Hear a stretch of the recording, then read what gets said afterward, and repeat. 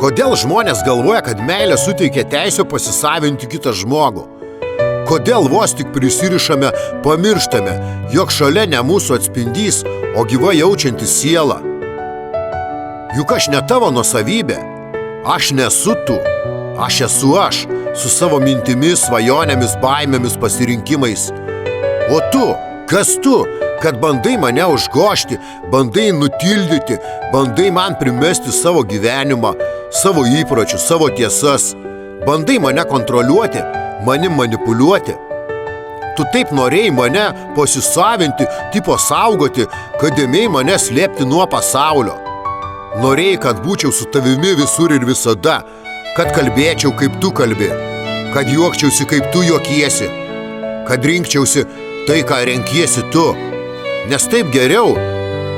Ir net nepastebėjai, kad lėtai mane gesinai. Tai ne meilė, tai kontrolė, tai baimė mane prarasti, kuri persirengia rūpesčiu.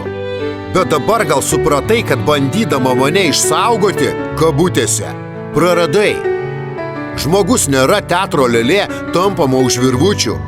Jo negalima laikyti dėžutėje, užrakinti jausmų ar minties. Negalima jo spausti, kad taptų tuo, kuo tu nori jį matyti. Aš nesukurtas tavo norams patenkinti, aš esu laisvas. Ir jei tu tikrai mane myli, tu turi leisti man būti savimi, mylėti tokį, koks aš esu, nebandyti manęs pakeisti pagal save. Net jei tai reiškia, kad aš nueisiu kitu keliu, be tavęs. Nes tikra meilė nevaldo, jį laimina, jį augina, o ne karpo sparnus. Real Dreams.